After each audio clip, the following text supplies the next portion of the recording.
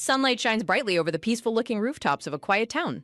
Brody, a young red-haired girl with dirt on her face, lets out a soft sigh. Walking down the street with Jeno, she laments how cold the mornings still are. Jeno worries about their sick friend Barry, who had wished them a safe trip. Jeno complains bitterly about the orphanage director's cruelty in sending them out. A sudden tap on Jeno's shoulder interrupts his thoughts, making him turn around. Brody points ahead, her attention caught by someone in the street. She points out a kind-looking noblewoman, hoping she might offer them some help. The noblewoman notices the children, turning her head toward them with curiosity. Brody and Jeno put on their most pitiful, tearful expressions to beg for help. Their act pays off handsomely as they secure 20 gold coins from the lady. Jeno praises her cleverness, thrilled by the unprecedented amount of money they received. When Jeno asks how she always knows who to target, she simply smiles. Her secret lies in her ability to see the hidden wealth within people's bags. Brody reflects on her life, having been abandoned at a troubled orphanage from a young age. She grew up among other orphans, never knowing when she first arrived. The orphanage provided nothing but thin, watery soup for their meals. She inwardly rages at the terrible quality of the food they are served. The harsh reality makes her question if the facility even cares for children. They are left to sleep in a cold, dusty room with only a single dirty blanket. Physical abuse and constant shouting are part of their miserable daily routine. While some are adopted, the rest are sent to beg on the streets. The cruel director intentionally kept Brody there instead of letting her be adopted. He exploits her rare clairvoyant ability to see hidden valuables on passersby. He fake promises to protect her, though she knows he only uses her to make money. Left alone on the streets again, Brody's stomach growls in painful hunger. Though she successfully begged for money using her power, she kept none of it. Starved for 3 days, she heads toward a bakery, wishing she had an emergency stash. Her heart sinks when she discovers the bakery is closed for the day. Overwhelmed by exhaustion and hunger, she collapses against the closed door. She stares blankly, realizing her luck has completely run out. With the streets empty due to the overcast weather, she cannot even beg. Her head throbbing from starvation, she huddles in the cold alleyway. Tears stream down her face as she wonders why she is punished for being good. Shivering in the quiet corner, her desperate thoughts are consumed by hunger. As she silently prays for justice, a tall man in a black suit approaches. His heavy steps echo softly through the alley as he stops before her. Brody looks up in surprise at the sound of a deep voice addressing her. Tears pool in her wide eyes as she meets his gaze. Standing before her is a striking, black-haired man with piercing red eyes. He towers over the small, huddled girl in the quiet street. The red-eyed man breaks the silence by asking if she is hungry. Brody eagerly confirms her extreme hunger, clutching her hands to her chest. He kneels down to her level, prompting her to introduce herself as Brody. He acknowledges her name and rustles a bag, catching her attention.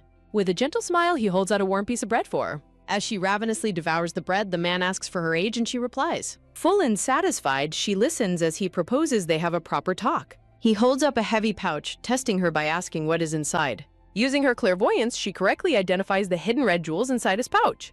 The black-haired man confirms the red gems are rubies, which Brody eagerly notes are extremely expensive valuables. Brody tests him further by questioning if both the large and small stones inside are rubies. Brody's blue eye sparkles brilliantly as her unique clairvoyant ability activates to inspect the hidden jewels.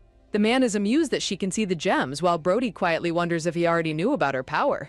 The black-haired man gently calls out Brody's name and introduces himself as Eklis. Brody seeks confirmation of his name, and Eklis simply agrees that it is indeed his name. Eklis reaches out his hand, explaining that he has a specific need for her rare clairvoyant ability. Eklis holds the young girl's hand and proposes that she come to work for him. Brody reacts in complete shock to the sudden offer, while Eklis promises she will be rewarded handsomely upon success. Staring up at him, Brody nervously wonders if such serious business talk is meant only for adults. Brody happily imagines receiving food and money, realizing she would no longer have to beg on the cold streets. Despite the promising offer of a better life, a lingering doubt suddenly crosses Brody's mind. Brody suddenly pulls back and questions how she can trust a stranger, catching Eklis off guard. Eklis scratches his head in disbelief, asking the young girl if she truly has no idea who he is. Brody stands her ground in the quiet alleyway, repeating her question about how she can trust him. Eklis asks once more if she really doesn't recognize him, and Brody honestly confirms she does not. Eklis reveals his full noble name as Eklis Tilchales, leaving the young girl thoroughly confused. The scene shifts to the wealthy capital, where the most prosperous land belongs entirely to the powerful Lord Chiles. Rumors describe the legendary lord as an incredibly wealthy, handsome, and highly capable man who can achieve anything. Realizing his true identity, Brody gapes in pure disbelief at the mention of the legendary Lord Chiles. Eklis confirms her realization, smugly stating that the very ground she sits on belongs to him. Brody jumps to her feet to ask if he is the boss of Chiles, though he questions why she calls him Mr. Brody remains puzzled, wondering what title she should use to address someone of his immense status. Eccles gently places his hand on Brody's head, dismissing the title issue with a casual shrug. Eccles reassures her that a man of his standing would never stoop to scamming a helpless child. Brody recalls how her cruel orphanage director bitterly envied Chael's vast wealth, though the lord is also famously ruthless. She reasons that such a wealthy lord would not lie over mere bread and a single coin, lest it ruin his reputation. Brody boldly challenges him, asking what happens if she still refuses to trust him or work together. Eccles playfully demands payment for the warm bread she ate, leaving the penniless Brody in a sudden panic. Eccles dryly tells her she will become the youngest debtor in his guild to pay off her food debt. Brody recalls the terrifying rumors that the Child's Guild relentlessly hunts down debtors to the ends of the earth. Brody stammers that he offered the bread first, but Eccles counters by teasingly questioning why she eagerly snatched it. Shuddering in frustration, Brody inwardly fumes that this wealthy lord is actually a tormenting devil in disguise. Brody's overactive imagination runs wild with the terrifying thought of being sold off cheaply to cover her debt.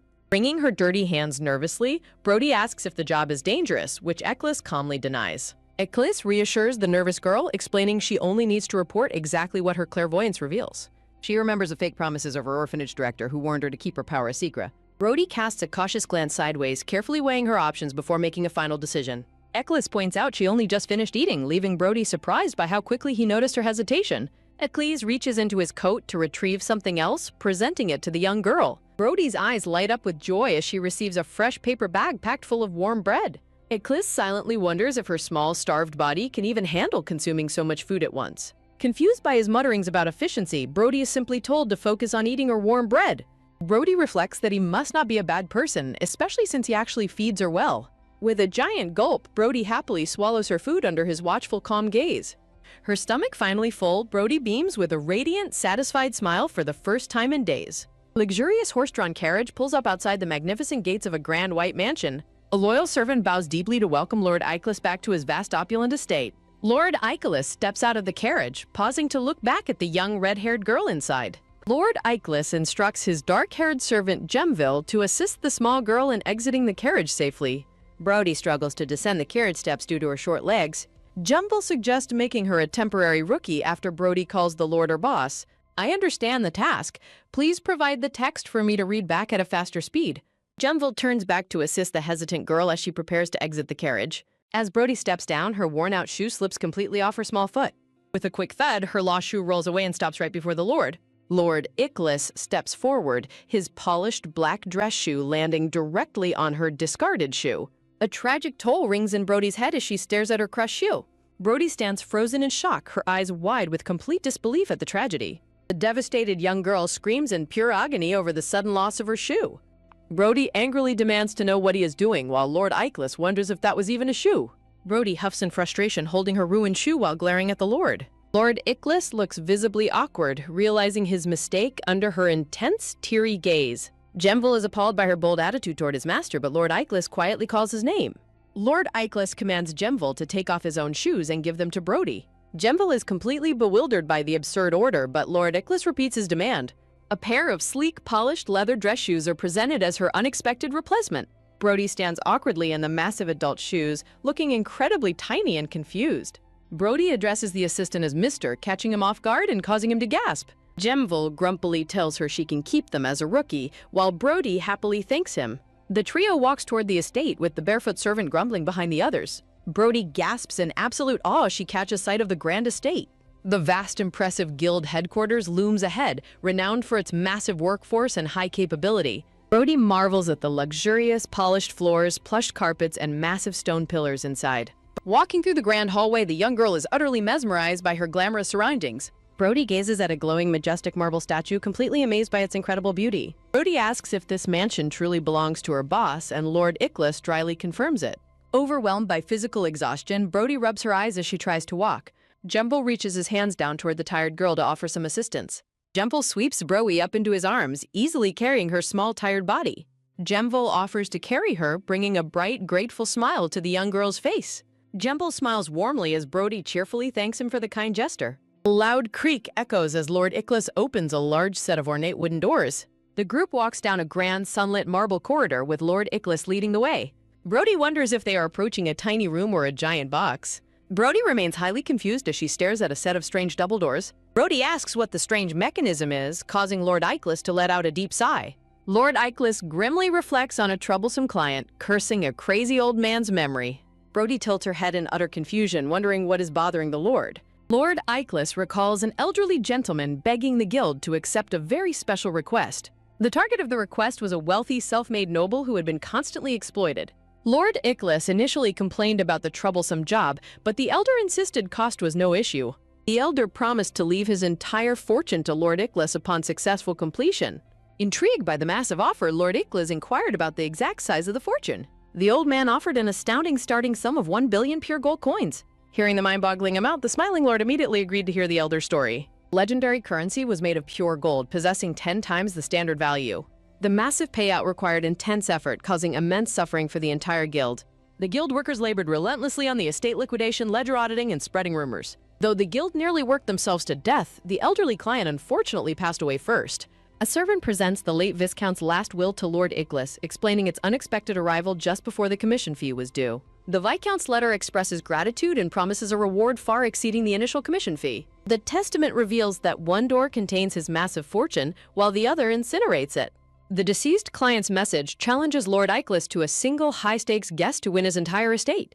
The notorious godmother of safecracking flees in terror, leaving a note admitting her complete defeat. Greed disrupts coordination with the Magic Tower, and even the Empire's top fortune teller gives up.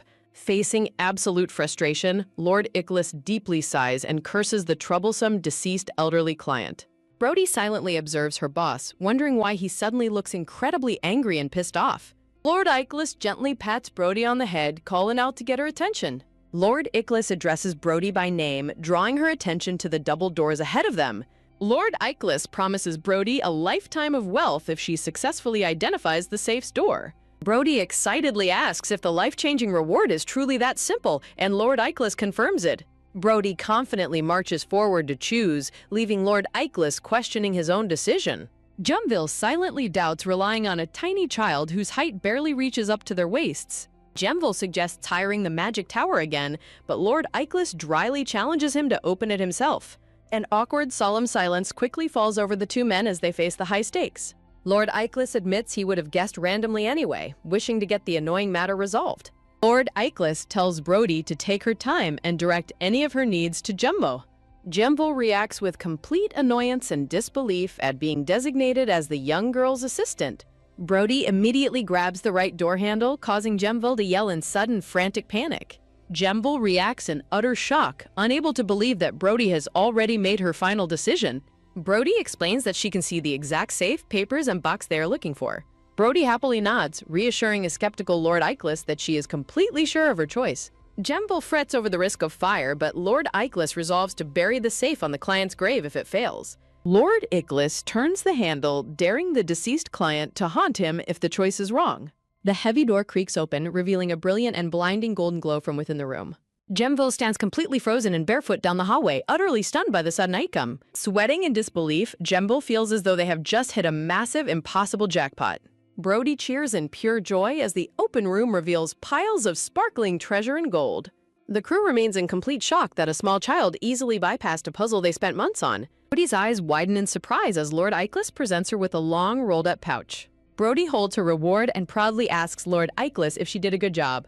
Lord Ickless lets out a highly satisfied smirk as he reviews the valuable documents they secured. Lord Ickless notes her immense usefulness under her radiant, joyful smile.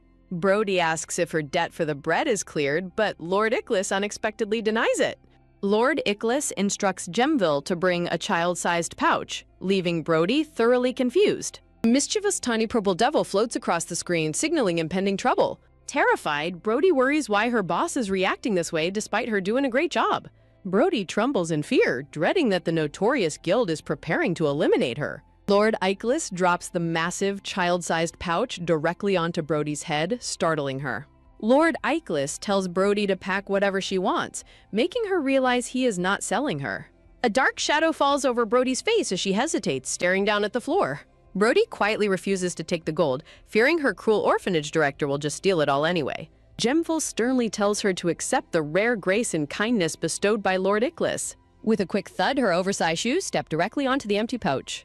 Jemvil is appalled by her stubborn behavior and complete lack of manners toward his master. Lord Eiklis suddenly bursts into amused laughter, completely catching his assistant off guard. Brody stands awkwardly in the giant boots, looking incredibly tiny and nervous. Lord Eiklis calls her name, deciding to let the matter go.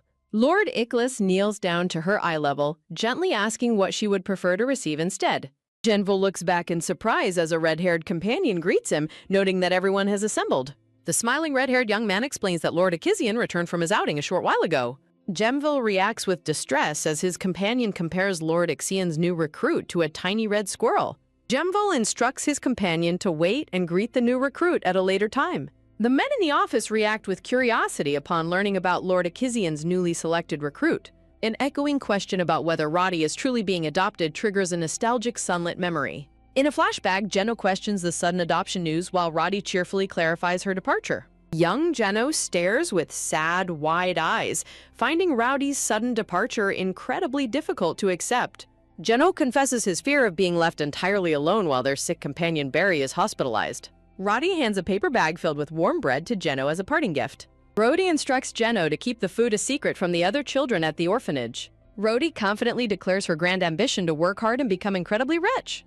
Rhodey promises to return and take her friends with her once she makes her fortune. Child's drawing depicts Roddy's dream of providing her friends with endless food and a home. Jeno tearfully questions how Roddy could possibly accomplish such a difficult task on her own. Roddy gently bids Jeno farewell as a warm, comforting light surrounds their parting moment. Roddy wraps Jeno in a tight hug, promising that they will all meet again someday. Tears stream down young Jeno's face as he asks for reassurance of their eventual reunion. Roddy confidently agrees while Lord Akisian is seen outside, roughly handling the protesting orphanage director. Jeno and Roddy share a final, bittersweet farewell through the glass window of the building. Lord Akisian calmly smokes his cigar while Jemvil drags the loudly protesting director away. With a rhythmic rattle, the carriage travels forward, transitioning the scene back to the present. Rhodey politely thanks Lord Akisian for confronting and scolding the cruel director on her behalf. Lord Akisian dismisses her gratitude, coolly stating that dealing with the director was the deal. Jemvil admits his initial doubts about their success, suddenly startling Rowdy with his loud voice. Rhodey beams with joy, expressing her absolute delight that she put her trust in him. Lord Akisian sits in pensive silence, resting his chin on his hand with a serious expression. Jenna waves alongside their recovered friend Barry, while Rhodey asserts she has no regrets. As the carriage wheels spin, Roddy confidently reaffirms her decision to follow her new boss. Roddy eagerly reminds Lord Occasion of his promise to let her bring her friends along later. Jemvil humorously points out that Rhodey is drooling, catching the young girl completely off guard. Lord Akizian suggests Roddy needs a wash first, causing her to worry if she smells. Rowdy huffs in adorable annoyance when Lord Ixian bluntly points out how dirty she looks. Lord Akizian instructs Jemvil to provide for Rhodey, declaring she will live with them. A gentle hand pats Rowdy on the head, offering a surprising moment of warm comfort. Roddy looks up in wonder as Lord Akizian smiles down kindly at her. Lord Akizian welcomes Rhodey to Chales as Jemvil gently guides her toward the grand entrance. Roddy scratches her head in utter confusion, finding Lord Akizian's contrasting behavior incredibly strange. News spreads through the office that Lord Exion has personally chosen a brand new recruit. The men argue in disbelief over rumors that the new recruit is incredibly tiny. Jemvil confirms the bizarre rumors, leaving the others wondering how the child charmed their lord. The three companions continue their lively discussion regarding the mysterious and tiny new recruit. A sudden, frantic shout echoes as someone demands to know why they were just informed. The long-haired blonde man enthusiastically suggests they go see the adorable new recruit immediately. The excited man shouts back a promise to Padrid to clean up his mess later. With a steady scratch of his pen, Padrid continues writing diligently at his desk. Padrid sits silently at his cluttered desk, surrounded by piles of discarded, crumpled paperwork. Padrid snaps his pen and bursts into furious rage over his colleague's lack of responsibility. The three men gush over how adorable Roddy looks in her giant, oversized clean shirt. Roddy stands completely bewildered by the crowd of strange, gushing men surrounding her. Ixian warmly greets the young girl and introduces himself as her new companion. Ixian introduces his two companions, the serious Horus and the cheerfully waving Yahello. When Ixian asks about her parents, Brody calmly explains that she does not have any. An angry shout erupts, reprimanding the red-haired man for his incredibly tactless question. Brody clarifies that she came from an orphanage, leaving Exion frantically hoping she only meant they were away. A sudden sharp thud echoes as Horus violently punishes Ixion for his thoughtless mistake. Horus apologizes to the young girl on behalf of his despondent, thoughtless companion. Horace asks Brody if she is today's new recruit, while Yahello playfully tells him to behave. Yahello extends a welcoming hand, though Brody silently notes how strange these people seem. Placing her tiny hand in his, Brody decides that they do not seem like bad people. Brody introduces herself, and Yahello warmly praises her cool name and tiny hands. They ask her age and her purpose in Chales, learning she is only 7 years old. Brody looks up in quiet surprise, processing their many curious questions. Yahello whispers to Horace in disbelief, pointing out that she is far too young. A sudden, stern voice from behind asks what they are doing, interrupting their whispering. Gamble bluntly hands Brody clean clothes and shoes, instructing her to change. Brody beams with joy and politely thanks him for the nice clothes and shoes. Horace protests that they are not a daycare, while Gamble wonders if she truly cracked the safe. Gamble firmly reminds them that they know the rules, and Chales only values raw skill. Yahello teasingly suggests that even the stern Gamble has gone soft due to her cuteness. The scene shifts to the quiet room at night as a restless shifting sound echoes. Brody tosses and turns in bed, tears welling as she clutches her painful stomach. Alone in the massive bed, Brody trembles as the severe stomachache worsens. Brody recalls her initial awe upon seeing the massive room she was assigned. She thanks Gamble, who dryly reminds her that he was only following orders. Gamble sternly warns her to fend for herself, but she confidently tells him not to worry. Brody proudly declares that she is a complete professional at taking care of herself. Gamble inwardly laments that his new charge has fallen sick on her very first day. Brody realizes that stuffing herself after years of orphanage food insecurity completely wrecked her stomach. Tears stream down her face as she deeply regrets not stopping herself from eating sooner. Unable to bear the agonizing pain, she slips out of bed to search for medicine. With a creak of the door, Brody weakly calls out into the dark hallway. Her fragile voice echoes down the long, empty, and dimly lit corridor. Stumbling forward, Brody grows increasingly dizzy as a burning fever begins to take over. With a dizzying spin, her vision blurs and tears well up as her strength fades. Brody feels herself collapsing to the floor as a strange dark energy suddenly envelops her. Brody floats mysteriously in midair as a strange figure suddenly stands before her. The mysterious black-haired boy looks down at her floating form with mild curiosity. Brody notes the boy's striking combination of black hair and vibrant red eyes. She realizes she has never encountered anyone with such a striking, unusual appearance. Brody wonders if she is dreaming as Gamble frantically rushes down the corridor. Gamble bows respectfully to Lord Lexiad, who calmly explains he is just looking around. Lexiad points out that the girl is crying in pain, startling Gamble. Lexian coldly criticizes the estate's sloppy management for letting a sick child wander unsupervised. Sweat-inducing panic strikes Gamble as he desperately explains she was only brought in today. Lexiad sternly commands Gamble to stop explaining and summon a doctor immediately. Gamble immediately obeys, rushing off to carry out the young lord's command. Gamble scrambles away, leaving Lexiad alone with the floating, feverish young girl. Lexiad silently gazes down at Brody as she continues to struggle with her fever. Seeking comfort, Brody weakly reaches out and tightly grasps Lexiad's hand. The mysterious, black-haired boy with vibrant red eyes quietly gazes down, lost in thought. A small speech bubble breaks the silence as he notes the soft, squishy feeling of her hand. Their hands remain gently clasped together in the dimly lit room. Brody lets out a soft, painful whimper as she rests under the warm covers. Brody wakes up completely disoriented, finding Jemble sitting patiently on a chair beside her bed. Brody cheerfully calls him Mister, prompting Jemble to dryly clarify his name. Jemble stands up from his chair as Brody sits up, looking much better. Jemble asks if her stomach is still causing her any trouble. Brody happily assures him that the pain has completely disappeared. Jemble humorously presses his massive hand over her face, completely blocking her view. Jemble reflects on the strict nature of the guild, recalling his warning about no special treatment. Jemble gently pats Brody's head, much to her surprise and delight. Jemble smiles warmly at the girl, relieved that her fever is finally broken. Brody promises to stop being a nuisance, though she still stubbornly calls him Mister.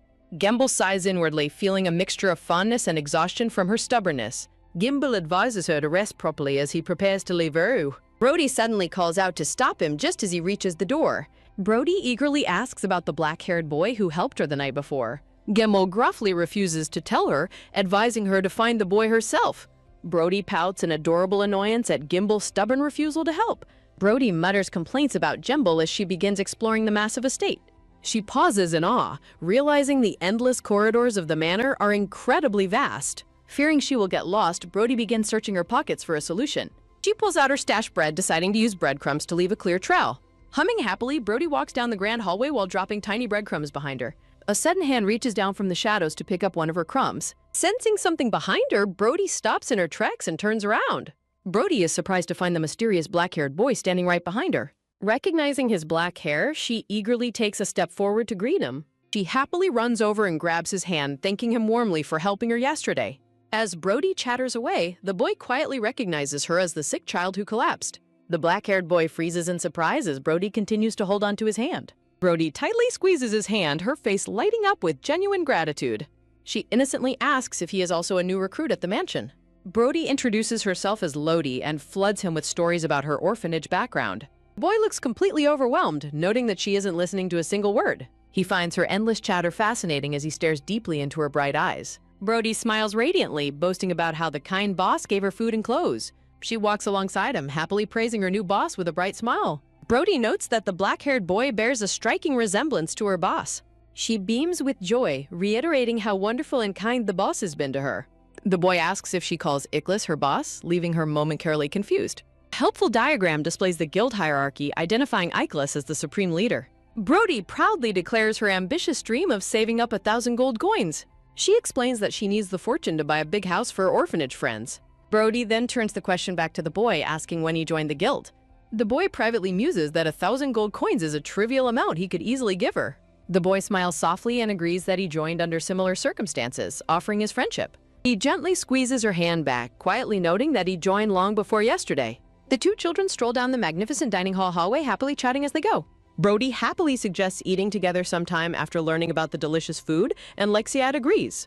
Brody is visibly excited, but Lexiad secretly finds her to be a tiny bit troublesome. Lexiad notes that her chatter and puppy-like behavior aren't so bad, but they are suddenly interrupted. Brody turns around in surprise, gasping as she sees who has arrived behind him. The stern, red-eyed leader of the guild, Iklis, looks down at them with crossed arms. Brody happily reaches out to hold his hand, identifying him as her beloved boss. Iklis pats her red hair and kindly asks how her very first day went. Lexiad watches from a distance as Iklis tells Brody to focus on settling in first. Brody happily explains that Lexiad helped her explore the second floor and they became friends. Lexiad stares silently, prompting Iklis to coldly ask what he is staring at. Lexiad teasingly suggests that his uncle has picked up a strange hobby of raising kids. Brody is utterly shocked to learn that her boss is actually Lexiad's uncle. Brody begins comparing the two, noticing their striking features are remarkably similar. She realizes that a shrunken, crumpled version of Iklis would look exactly like Lexiad. Brody sweats in sheer panic as she remembers she talked badly about Iklis earlier. Iklis demands to know why Lexiad keeps crawling back to the estate after being sent home. Lexiad defends himself by pointing out that Iklis told him to come whenever he wanted. Confused by the tension, Brody innocently asks if the two are actually family. Iklis coldly denies it, while Lexiad confidently insists that they are indeed family. Iklis turns his head away, flatly refusing to acknowledge the relation. Lexiad playfully tells Brody that his uncle hates him, leaving Iklis thoroughly annoyed. Brody scolds Iklis for his harsh attitude, warning him that Lexiad will be sad. Iklis pokes Brody's forehead, asking whose side she is supposed to be taking. Brody dramatically clings to Iklis, insisting that family members should never fight.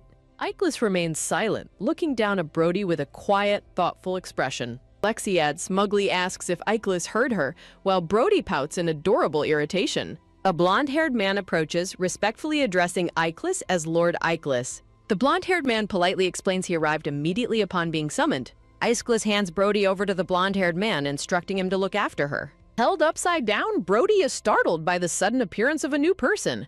The blonde-haired man smiles warmly as Iklis designates her as his new responsibility. Iklis walks away, wishing his troublesome nephew would at least look at him. Lexiad promises to tell Brody the rest later, asking if they can meet again. Brody anxiously whispers to Lexiad, wondering if they can still be friends despite her comments. Lexiad smiles, placing a finger to his lips to keep today's conversation a secret. Brody waves a cheerful farewell, calling out to Lexiad as he prepares to leave. Later, in a private room, Iklis instructs the staff to prepare a carriage for Lexiad.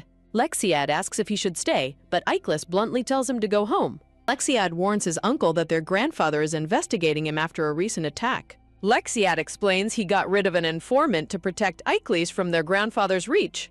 Lexiad gazes up with a dark smile, seeking approval from his silent uncle. Memory highlights Lexiad as the tragic half-brother's child, Catherine's sole legacy. A dark family portrait marks the deceased members of House Hickerman with red crosses. A chilling abstract panel recalls a high-profile kidnapping that struck the family years ago. Iklis remembers his desperate half-brother begging him in tears to save his son. Quiet sigh escapes as the memory shifts to young Lexiad tied up in captivity. Iklis recalls the dark moment he first stood before the kidnapped child with a drawn sword. Back in the present, Lexiad eagerly asks his uncle why he won't praise him. Iklis turns away, bitterly recalling that the day he rescued his nephew was also the day his brother died. Iklis clenches his fist, torn between protecting the boy and being dragged back into the family drama. Iklis clenches his fist as a surge of dark energy crackles before him. Iklis reflects on the terrifying power Lexiad acquired following his kidnapping incident. Lexiad cheerfully asks for praise, despite displaying a chilling cruelty unusual for a 10-year-old child. Recalling his late brother's plea to care for Lexiad, a conflicted Iklis wonders what would happen if he refused. Lexiad decides he will choose his own reward, catching Iklis completely off guard. Lexiad flashes a sinister grin as dark purple shadows swirl ominously around him. Lexiad asks which room the newly arrived child is currently staying in. Lexiad demands to know the location of the young girl's room. When Iklis questions his motives, Lexiad smoothly asks if there is a spare room nearby. Lexiad offers to vacate the second floor, but Iklis firmly reiterates that no rooms are available. Lexiad mockingly threatens to tell Brody to keep the adjacent room vacant as he leaves. Iklis deeply sighs, wondering when his troublesome nephew will finally mature. The polite, blonde-haired Jean Jane introduces himself to a surprised Brody. Brody cheerfully introduces herself, and Jean respectfully acknowledges her as Lady Brody. Brody excitedly declares her ambitious goal of growing up quickly to turn 8 years old. Jean smiles warmly at the small girl, encouragingly praising her strong determination. Jean brings Brody to the General Affairs office to register her information before they proceed. Jean knocks and announces his arrival, receiving a prompt invitation to enter. Brody looks around in wide-eyed wonder as she steps into the massive room. The sprawling high-ceilinged room is filled with grand bookshelves and elegant decorations. Brody curiously wanders around the luxurious office, taking in her impressive new surroundings. The silver-haired man at the desk murmurs to himself, wondering what instructions Iklis left.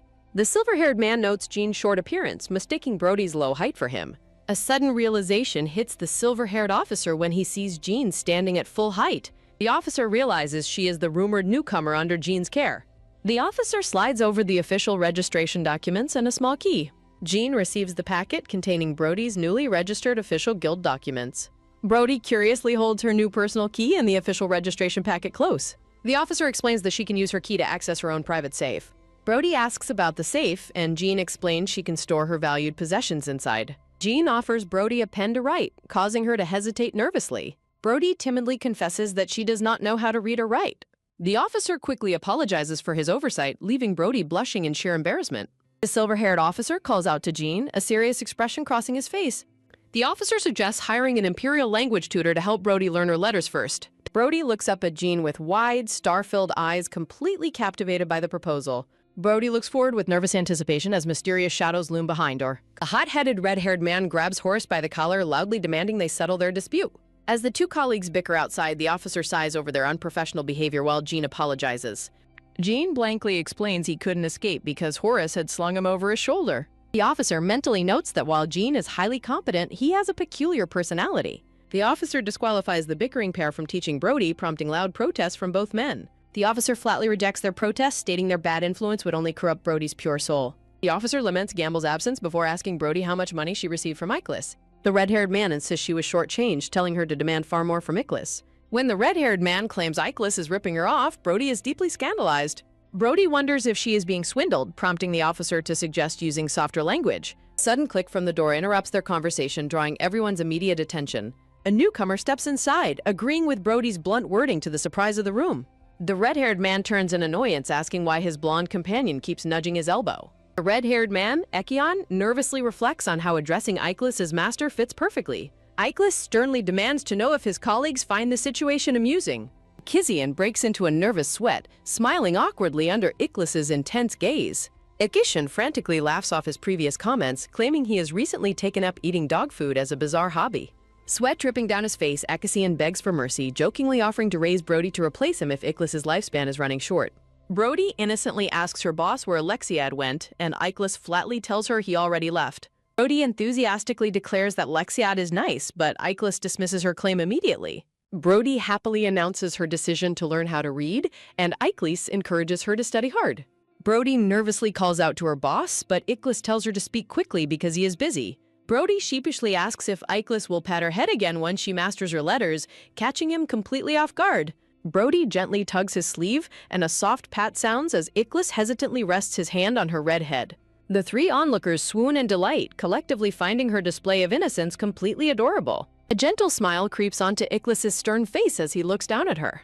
Brody enthusiastically promises to work hard, while Akisian's sweat drops and apologizes to Iklis in the foreground. The door shuts with a quiet click as Iklis leaves the paperwork in Padrid's capable hands. His slow footsteps echo down the quiet, sunlit corridor as he walks away alone. Iklis chuckles to himself, amused by her boldness and deciding she is strong enough to survive here. Brody stares at her own name written on a sheet of paper, wondering if that is how it is spelled. Akisian clacks excitedly, praising the special recruit for her cleverness while Padrid watches quietly. The blonde man begins writing out Iklis's full name, leaving Akisian completely shocked. The two men bicker in chibi style, quickly dropping the subject before Brody notices. Holding her quill confidently, Brody insists that she can write the name herself. The text on the page beautifully spells out Iklis Chales, and the blonde tutor invites her to try reading it. Brody proudly shouts out Iklis Chales, delighting Akisian, who points encouragingly at the paper. Akisian gasps in pure awe, declaring that the red-haired newcomer is an absolute genius. The tan blonde-haired man notes that she will master the imperial language in a few months, making Brody giggle happily. The tan blonde-haired man curiously asks if she can see hidden objects, and she confidently confirms it. The scene shifts with a cute chibi sea creature panel as they prepare to test her unique ability. A sudden click sounds as Padrid opens a door holding a dark case. Padrid sternly tells the men to stop pestering Brody and continue with her actual lesson. Kiyoshin ignores him, playfully urging Brody to reveal what is inside the dark case. Brody's brilliant blue eyes glitter with mysterious light as they reflect a ring of keys and glowing blue stones. Brody asks Padrid if she can check the box, and he readily grants her permission. Box lid opens with a soft slide, and Akisian is stunned to find a ring of keys and magic stones. Brody tilts her head in curiosity, innocently asking what a magic stone actually is. Akisian points out her complete innocence regarding magic stones, while Padrid files paperwork behind them. Brody's stomach suddenly lets out a loud rumble, and she sheepishly asks Akisian if she can get food. Akisian asks if she knows the way, and Brody happily recalls Venda guiding her there this morning. Brody asks if she can resume learning after eating, and Akisian enthusiastically agrees. Brody happily repeats Akisian's name, catching him off guard. Brody declares her desire to learn everyone's names, including Padrid, Janan, Venda, Horace, and Jembul. The door closes with a gentle click as Akisian tells her to eat slowly. Padrid stands quietly by the door, prompting Akisian to address him directly. Akisian wonders if he should quickly get married to have a daughter as adorable as Brody. Brody dashes down the hallway with light, quick steps, hoping for lots of delicious food. A loud thud echoes as Brody violently collides with a red-haired woman walking by. The red-haired woman glares down in irritation, demanding that Brody watch where she is going. Brody pouts angrily on the floor, rubbing her sore head in frustration. Dark purple mist suddenly rises with a soft whoosh as someone addresses her as Rowdy. Brody is swept up into the air by a swirl of dark shadows, leaving her completely startled. Brody exclaims in delight as she sets her eyes on the delicious feast. Brody asks if the massive feast is too much food for just the two of them. Lexiad reasons that excess food is better, then asks why Brody was lying on the floor earlier. Brody explains she fell after bumping into a lady, sparking Lexiad's curiosity. Lexiad recalls the red-haired woman in deep thought before Brody asks him if he wants to eat. Brody eagerly offers him a bite of food, thrusting the fork in front of him. Brody asks why he is not eating, prompting Lexiad to snap out of his thoughts. Brody asks if Lexiad visited to see his uncle again, catching him off guard. Lexiad surprises Brody by revealing he actually came to the guild to see her today. Brody pouts about his sudden departure yesterday, making Lexiad wonder if she was upset. Lexiad admits his limits, explaining he did not expect her to return to the guild so soon. Lexiad promises to say goodbye next time, which Brody happily accepts as they continue eating. Brody stops chewing with a puzzled look, prompting Lexiad to ask what is wrong. Lexiad asks when she first discovered her ability, and Brody admits she cannot remember exactly. Brody recalls pointing out hidden candies in her old headmaster's pocket when he lied to her. The headmaster grew suspicious and began questioning her intensely about how she knew the candies were there. Under the headmaster's intense pressure, young Brody realized her unique visual ability was far from normal. Lexia asks if she answered the headmaster's questions, and Brody innocently confirms that she did. Lexiad asks if others knew, and Brody reveals some teachers found out but are no longer around. Brody explains how the headmaster warned her to hide her powers, calling her strange and bad. Lexiad wipes her mouth, realizing she secretly used her ability until Iklis discovered and saved her. Brody boasts about her boss scolding the headmaster, which Lexiad notes is his uncle's specialty. Brody asks Lexiad if anyone scolded him for using his dark shadow magic as extra hands. Lexiad demonstrates his shadow magic, explaining that people naturally avoid him, so it is never an issue. Lexiad clarifies that the shadows are not strictly hands, though the description is accurate enough. Lexiad explains his shadows serve as weapons or shields, leading Brody to ask if it tires him out.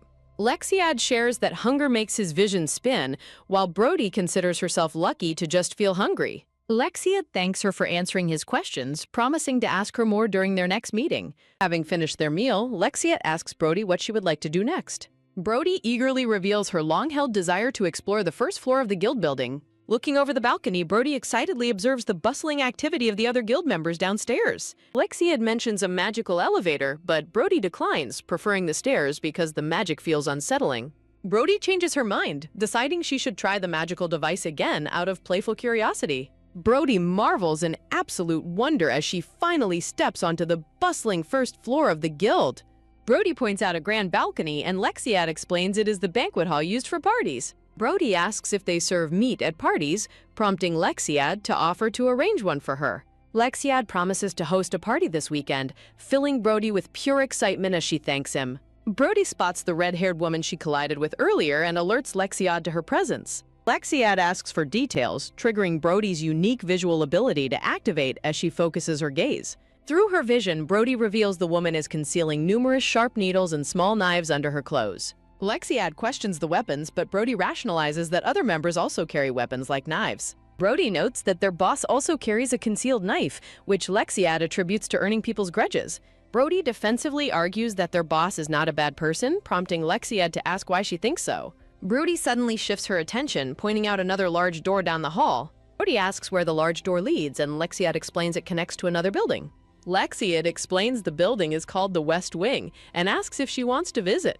Brody asks if it is far, and Lexiad reassures her they only need to cross a garden. Lexiad suddenly remembers something important, pausing their conversation to address Brody. Lexiad flashes a warm, friendly smile at Brody as they prepare for their next destination. Lexia hints that she will find something she really likes over in the West Wing. Bright sunlit garden blooms with vibrant red roses near a grand white building.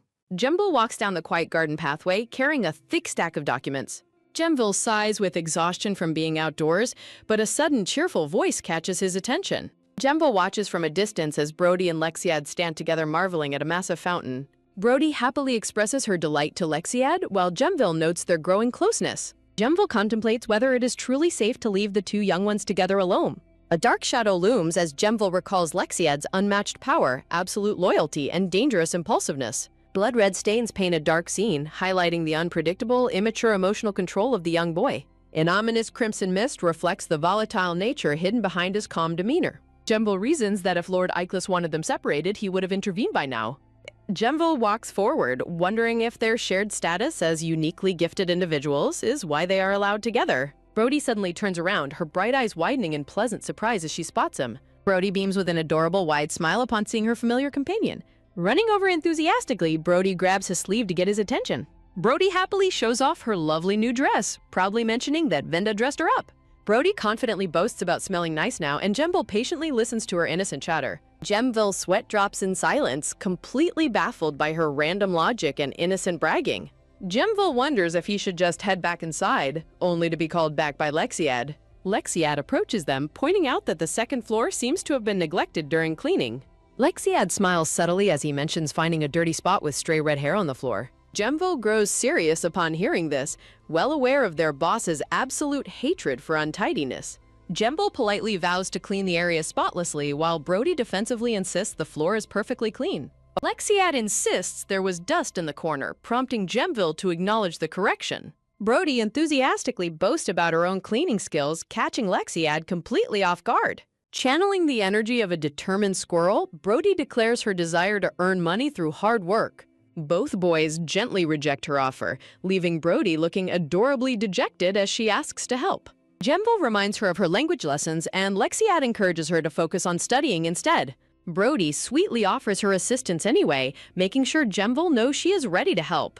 Jemville flashes a warm, rare smile as Brody happily bids him farewell. Returning indoors, Brody spots her boss at the bottom of the grand staircase and calls out excitedly. Eichless turns his head, his stoic gaze softening slightly as he looks back at her. Brody quickly dashes toward him, curiously questioning why he is just standing there in silence. Iclis silently compares her excited greeting to a loyal puppy eagerly welcoming its owner back home. As Brody and Lexiad hold hands as friends, Iclis dryly questions Lexiad's sudden interest in making friends.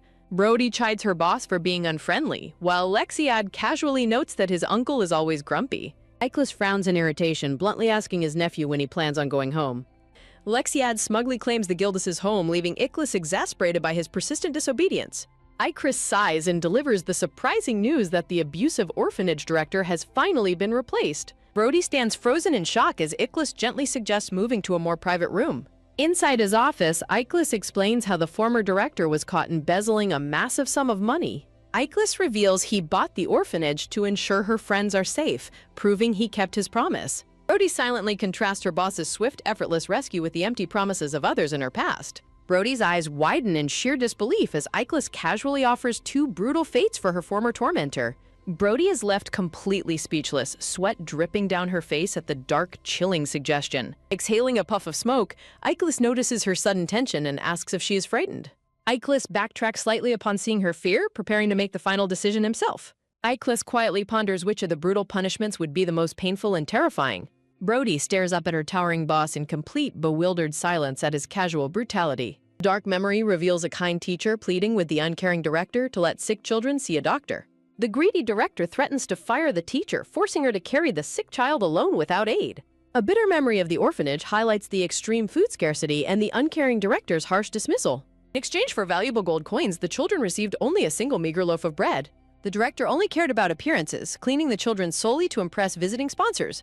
Brody tearfully recalls the immediate abuse she faced after sponsors left, asking Iclis which punishment is worse. Overcome with painful memories, Brody tearfully requests the absolute most painful punishment for her former director. With a calm expression, Iclis accepts her decision and promises to carry out the brutal sentence. The heavy emotional toll of her dark past leaves Brody wiping away her silent tears. Standing silently, Iclis pulls the crying young girl close to offer a rare, comforting embrace. Iclis gazes down at her with a stoic look, silently harboring his own dark thoughts. A silver-haired assistant politely knocks on the office door and enters to deliver his report. The assistant announces that he has prepared everything requested, prompting Iclis to promise he will follow shortly. Shifting his focus to Brody, Iclis inquires if she has successfully learned the Imperial language. Iclis asks her to demonstrate what she has learned during her recent language lessons. Brody proudly presents her written work, but Iclis is completely bewildered by the chaotic scribbles. Iclis instructs Padra to teach her whatever she wishes, mentioning she should also learn self-defense. Brody is puzzled by the suggestion, questioning if physical self-defense is truly a necessary subject for her. Iclis explains that knowing how to protect herself is vital because no one will defend her here. Iclis coldly states that in their guild, death is seen solely as a consequence of incompetence. The harsh reality of his words sinks in, leaving Brody looking quite nervous and subdued. Focused, intense crimson gaze reveals the depth of his serious warning to the young girl. Iclis holds out a paper and instructs Brody to read the words written on it. The document reveals a list of childish insults directed at Iclis, leaving Brody completely speechless. Brody is shocked, but Iclis points out the specific words that mislabel him in the guild. Brody eagerly points to her own name written on the paper with pure innocent joy. Iclis demands to know what the rest says, while Brody boasts about learning to write first. Exasperated, Iclis orders his guards to bring in whoever taught her such highly inappropriate words. Red-haired boy stands in dejected silence, sporting a large, painful bump on his head. Padrid severely lectures the red-haired boy, who groans in pain from his recent physical punishment. The red-haired boy looks nervously toward Brody and the other guild members gathered in the room. Padrid reveals that Iclis is ready to accept his resignation, prompting the boy to quickly behave. Padrid sighs in deep distress, urging the guild members to behave before they ruin their reputation. Venda casually suggests following his own example, but Padrid snaps that he is the most dangerous. Padrid calls the assembly to order, announcing a major preview of upcoming changes within the guild. Padrid declares a strict ban on swearing, dirty language, and internal violence during the preliminary events. Jean raises his hand to ask a question, seeking clarification on the new guild guidelines. Xishan asks if being attacked is allowed, and Venda replies that outside violence is perfectly acceptable. Jean wonders about hitting Ekioshin for being annoying, sending the red-haired boy into a furious panic. Padrid sighs in disappointment, wondering if following simple, basic rules is truly that difficult for them.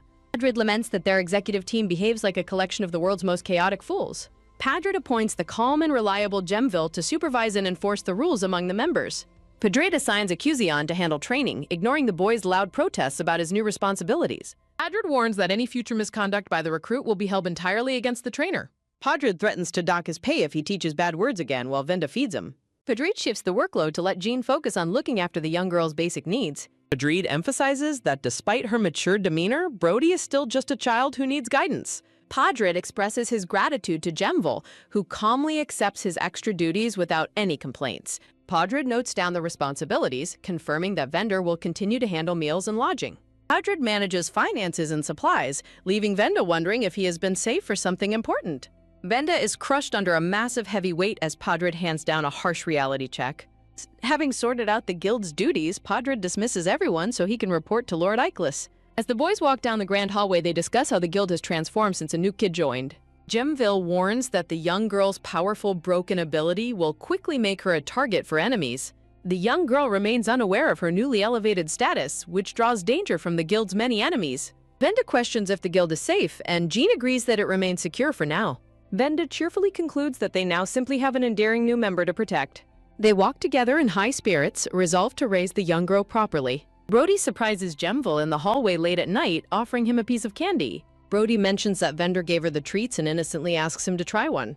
Under the glowing blue moon, Brody wonders why Gemville is still lingering around the guild. Gemville advises the young girl not to be overly friendly to avoid being taken advantage of. Gemville emphasizes his warning, urging her to set boundaries if she wants to survive long-term. Brody immediately ignores his warning, cheerfully handing him a piece of candy anyway. A warm moment of sweet persistence unfolds as she hugs his leg to make him accept. Gemville realizes that she deemed him an exception to her safety line, touched by her innocent trust. Gemville looks down at her smiling face, wondering if her small and weak appearance is what evokes his protective instincts. Her bright, innocent smile shines warmly in the dim light of the quiet hallway. As Brody sits happily on his lap, Gemville remembers his tense report regarding the captured assassin. Gemville silently reflects on the looming threat of another assassin still hiding somewhere within the guild. Brody questions why she is being watched so closely when Gemville was the one who captured the enemy. Gemville pats her head, dryly telling her that his advice is payment for the candy. Brody is left blinking in confusion as Gemville suddenly vanishes from the hallway. Brody turns to head to bed but suddenly freezes, her eyes widening in surprise. A sudden whoosh echoes behind her as she looks back down the dark corridor. Brody cautiously calls out Gemville's name, sensing someone hiding among the dark roses. Suspense builds as she calls out again into the eerie silence of the corridor. Brody nervously reassures herself that she isn't afraid of a potential ghost. Determined to succeed and get rich, she resolves to conquer her fears. A chilling flashback recalls the dangerous presence of the enemy assassin lurking nearby. Her heart races as a sudden shadow falls over her in the dark corridor. A towering figure stands before her, sending a jolt of sheer panic through her. Suddenly, a pair of strong hands lifts her off the ground. Brody gasps in relief to find Gemville holding her as he questions why she is still awake. Gemville gently tucks her into her bed, telling her to hurry up and sleep. Brody complains that she isn't sleepy, but Gemville warns her she won't grow taller without rest. Gemville lets out a rare, soft chuckle as she immediately panics over his warning.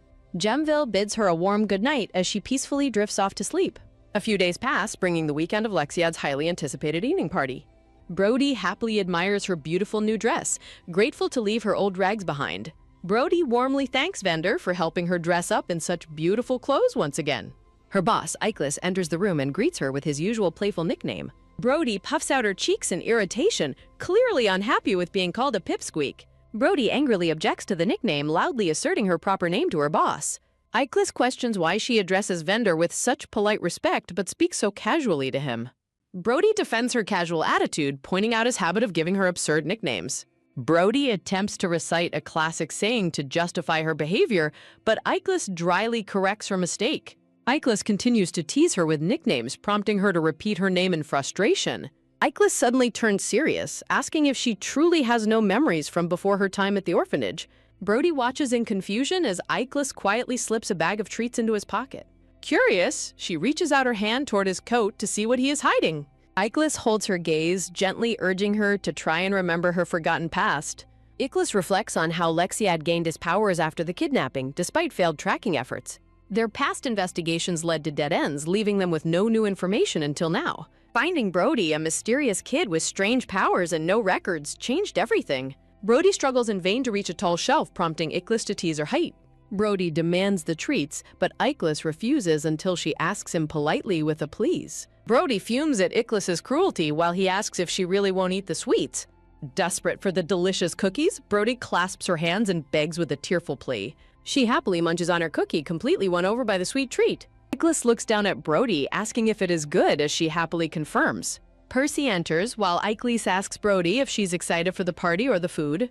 Percy announces the arrival of Lord Lexiad, catching the immediate attention of both Eiclis and Brody. A joyous collision occurs as Brody warmly welcomes Lexiad back with a big hug. Eiclis asks Percy whether he should leave them be or separate them before they become targets.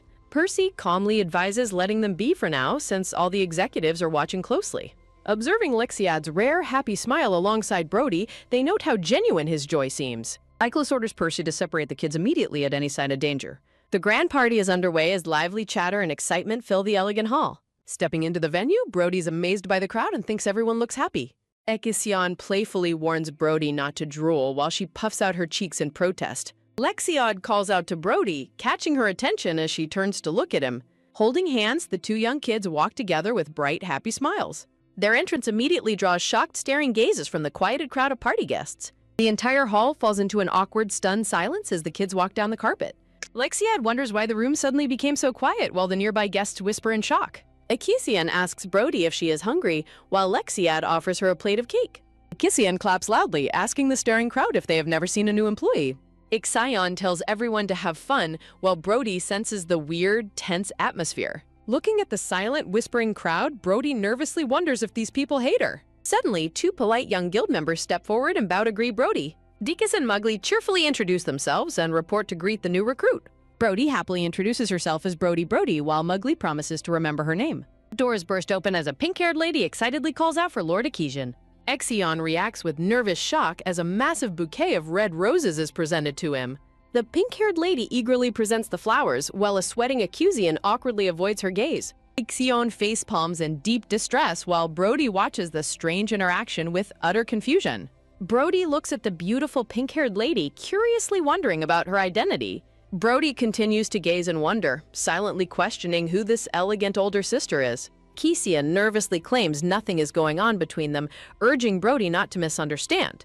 Serenea objects to his cold boundary, while Exivian states office romance is strictly forbidden. Serenia questions why he avoids the East Wing, but Ekisian dryly replies he has no reason to visit.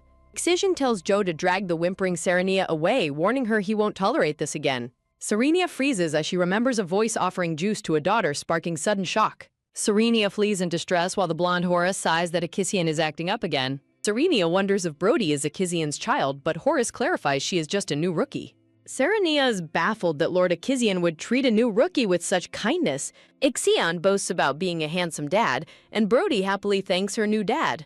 A narrative note reveals Ikioshin is notorious for enthusiastically playing dad at any moment. Serenia pouts and thinks she could play the mother role, leaving Horace sweating in disbelief. Serenia waves frantically for Ekisian, prompting Horace to mentally sigh at the chaos around him. Horace facepalms in deep exhaustion, lamenting that not a single sane person works at Chales.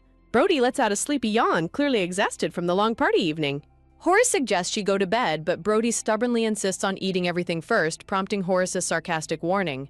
Brody, Ekisian, and Horace turn around in surprise as a sudden presence approaches. Percy, the aide of Eiclis, arrives with a summon, causing Ekisian to realize he must temporarily depart.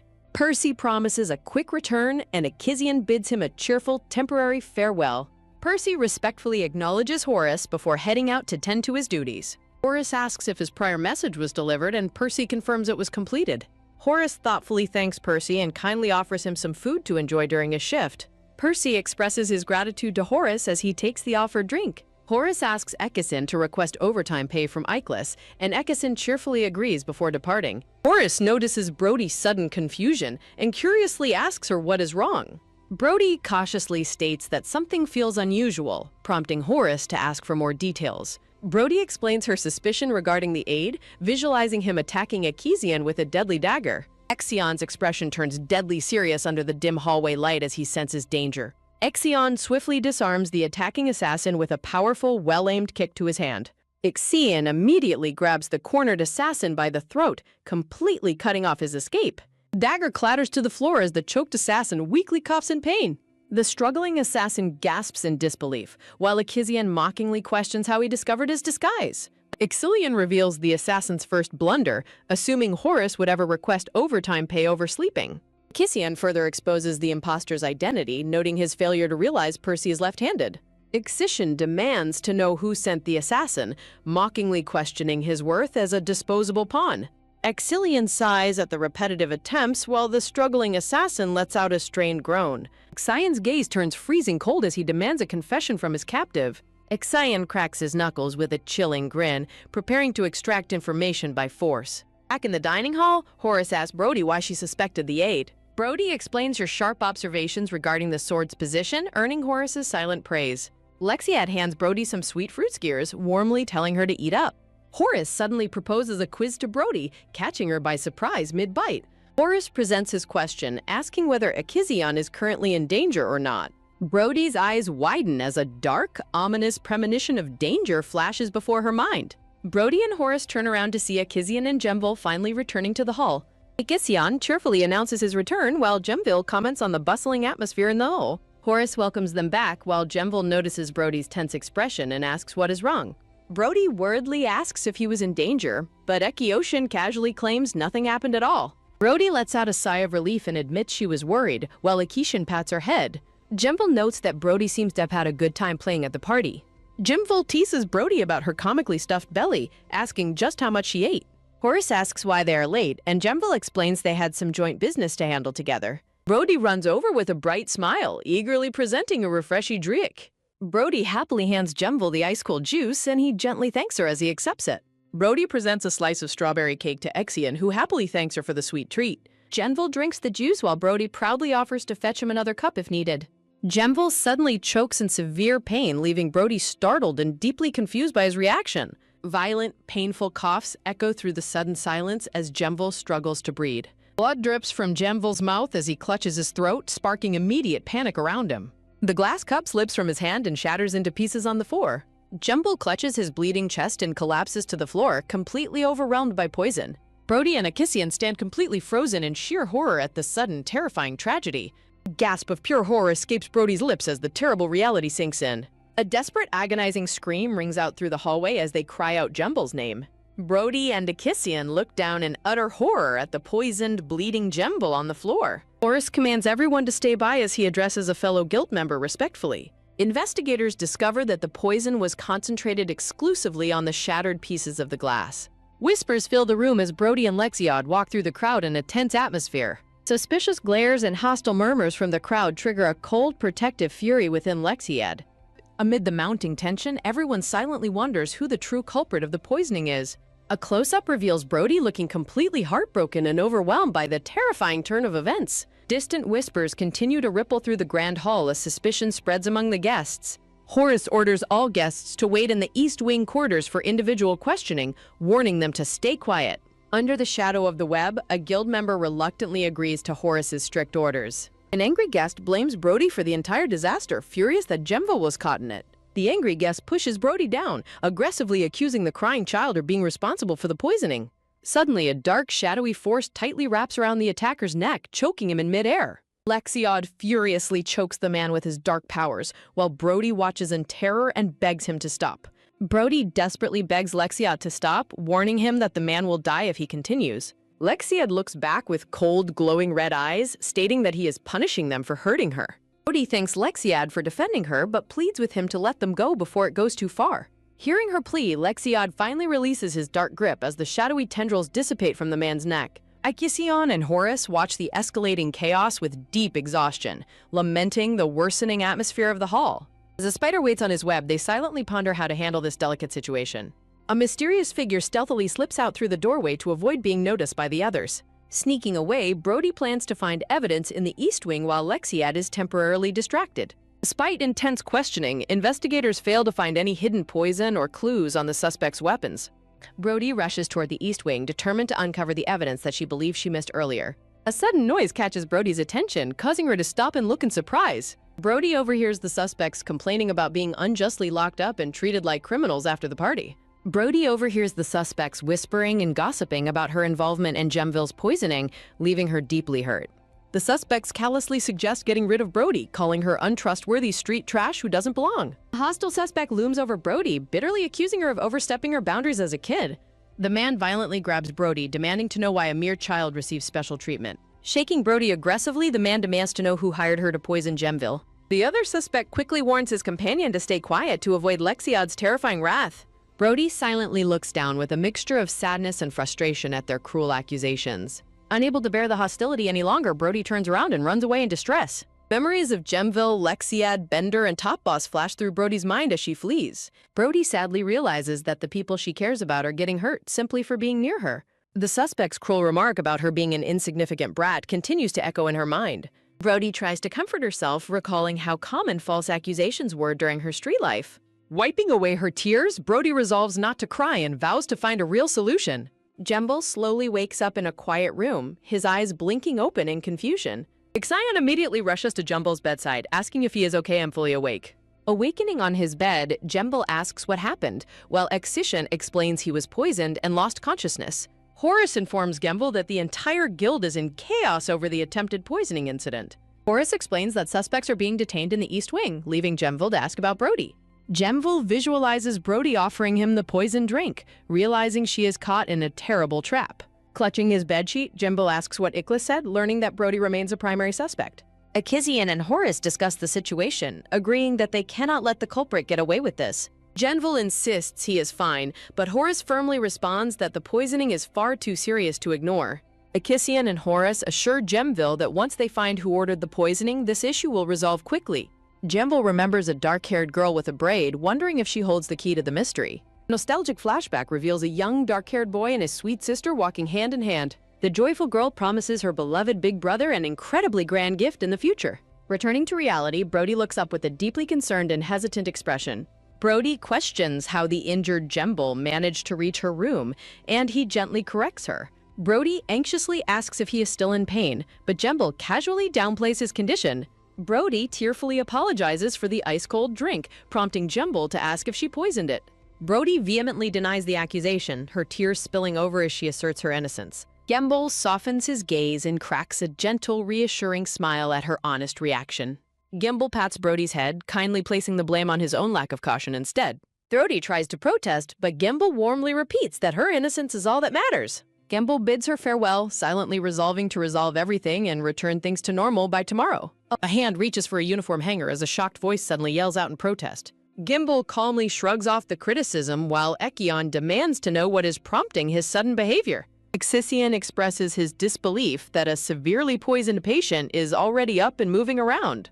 Ixion is completely baffled and demands to know why Gemville is suddenly resigning from the guild.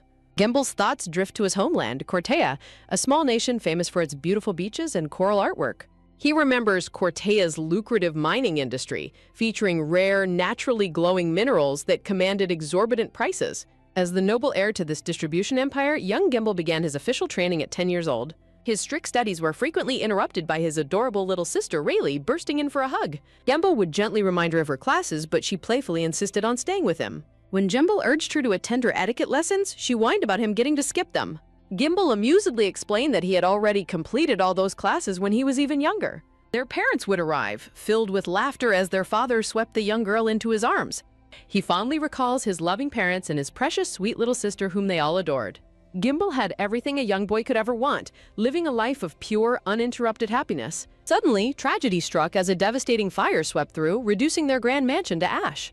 Hostile allied forces invaded their borders, mercilessly burning the entire kingdom of Cortea to the ground.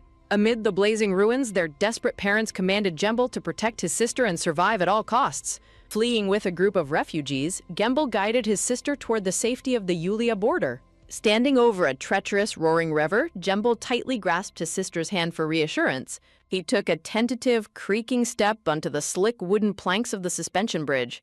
Heavy rain poured down, making the dark, dangerous crossing beneath them even more precarious. Gemville turned back to encourage his sister, urging her to take just one more step.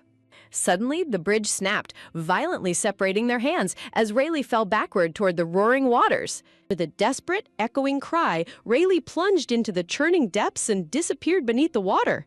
The other refugees forcefully held the devastated boy back as his hand reached out in vain over the empty cliff.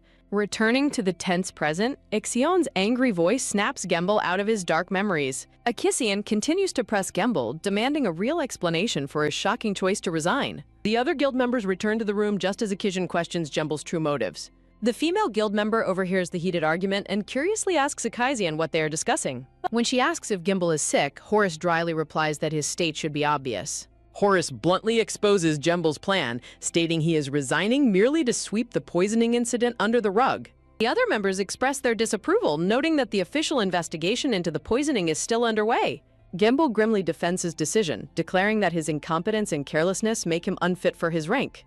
Dismissing their protests, Gembel coldly bids them farewell and slams the door shut behind him. Horace sighs in deep frustration at Gembel's stubbornness as Gembel walks down the silent, empty corridor. A short while later, the scene shifts as the tension briefly subsides. Outside the grand quarters, an unfamiliar voice calls out to Brody by her designated number. Brody looks up in surprise as Akissian warmly announces that she is finally free to leave. Brody eagerly asks if they caught the true culprit, and Akissian gives her a reassuringly vague answer. Akissian kindly asks Brody how she is feeling, if she has eaten, and about her mood, to which she softly replies. Akissian gently reassures the sad girl, telling her that the poisoning incident is not her fault. A moment of quiet sorrow as Brody keeps her gaze cast downward in heavy silence. Akissian sits quietly beside the young girl on her bed, offering her silent comfort. Akissian looks at Brody, gently asking if she is worried about Gembel. As heavy rain beats against the window, Brody sadly whispers that it is all her fault. Brody looks down in despair, explaining that she blames herself because she failed to find the culprit. Clutching her blanket in frustration, Brody explains that she is simply feeling deeply frustrated. Akissian praises her fighting spirit, admitting he was worried she would just cry, and highlights that she learned a lesson. Ixion turns back with a gentle smile as Brody calls out his name. Brody looks up, asking why they believe in her when she was the prime suspect, recalling how she was falsely accused in the past. She bitterly remembers how, back at the orphanage, they were constantly framed and treated like thieves as a part of daily life. Brody wonders why Horace, Yahello, and the others still place their trust in her despite Gembel being severely hurt. Ixion looks at her warmly, asking if she is truly curious about the reason. A warm hand gently pats the upset girl on her head, offering silent comfort. Ixion explains they believe in her because they are comrades, asking who else they would trust if not one of their own. Suddenly, Lexiad enters the room and questions what they are doing, drawing Brody's attention. Ixion cheerfully bids them farewell as he steps out, urging them to get moving. Brody walks alongside her companion, silently glancing back toward the corridor in deep thought. Akissian's warm words about trusting their comrades echo deeply in her mind as they walk. A soft, genuine smile spreads across Brody's face for the first time in days. Brody feels a warm, comforting sensation in her chest, deeply touched by having someone believe in her. A sudden flash of memory reveals a man with glasses handing over the poisoned drink, sparking a realization. Brody gasps as she vividly recalls the side profile of the suspicious green-haired man with glasses. The suspicious man stands in the foreground as the children walk together in the distance. Determined to catch him, Brody grabs Lexiad's arm and rushes off to find the suspect. Panting heavily in the garden, Brody laments that she lost track of the man despite running immediately. Lexiad points toward a stone pillar, asking if she means the person who vanished, and she confirms it was the tall, green-haired man. Lexiad asks if that man gave Gembel the juice, and Brody confirms it, but notes they lack evidence. Lexiad nods silently, taking in the crucial information with a serious expression. The two children stand together in the quiet garden path, contemplating their next move. Lexiad looks at Brody, questioning if she is suggesting that he is completely fine as well. Brody falters, looking completely unsure of how to answer his sudden direct question. He quickly explains that a culprit wouldn't find small children like them to be threatening at all. Lexiad smiles gently, noting that finding the culprit entirely on her own will be difficult. Clasping her hand, Lexiad asks about her clairvoyance limits, learning she cannot see inside bodies but can detect surface engravings. His eyes glow red as he realizes her unique ability is exactly what they need. Lexiad explains the culprit is definitely from the banquet, successfully smuggling poison and bypassing the truth serum. He deduces that only highly skilled individuals possess such abilities, suggesting a dangerous force is at play. Lexiad suggests searching for a hidden crest instead of suspicious objects, leaving Brody surprised. He explains that highly trained professionals who bypass truth serums always carry a hidden mark. Lexiad explains these elites carry invisible crests, reassuring a worried Brody that Gembel is no ordinary civilian. Brody curiously asks how he knows so much, catching Lexiad completely off guard. Sweating nervously under her gaze, Lexiad can only stammer that he knows it just because. Brody cheerfully accepts his explanation, noting that being in a guild provides plenty of access to rare information. Lexiad recovers his composure, explaining that these invisible crests do not simply appear on their own. He details that the crest reveals itself upon unconsciousness, severe harm, or through a special potion. Lexiad warns that the culprit's presence means they haven't achieved their goal and will strike again soon. He explains that rare assets with poison resistance won't be discarded easily, and Brody firmly agrees. Reaching into his pockets, Lexiad reveals he swiped a special potion from his uncle's room to solve this. Lexia hands Rhodey a potion that reveals hidden crests on suspicious targets, leaving her surprised. Lexiad quickly gestures for silence as Roddy reacts with quiet surprise to his stealthy plan. Lexiad instructs Rhodey to find an opportunity to administer the potion, claiming shared responsibility. Roddy gratefully thanks Lexiad for his help, her spirits lifted by his reassuring support. Roddy hesitates slightly while holding the mysterious bottle, wondering about the potential risks.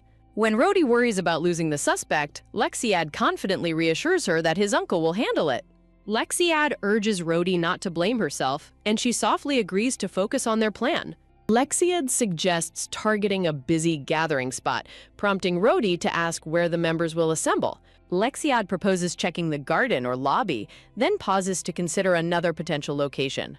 Lexiad leans in close to whisper his secret strategy directly into Rhodey's ear. Soft footsteps echo quietly through the grand, empty halls of the guild as evening begins. Roddy happily heads off alone while Lexiad promises to join later if she needs urgent help. Though searching for the suspect, Roddy becomes incredibly excited by the prospect of eating fresh food. Roddy spots two men talking in the dining hall, immediately focusing her attention on them.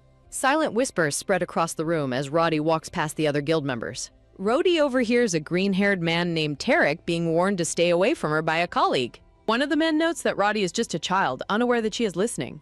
Tarek kindly approaches Roddy, triggering her memory of when he carried the juice for her earlier.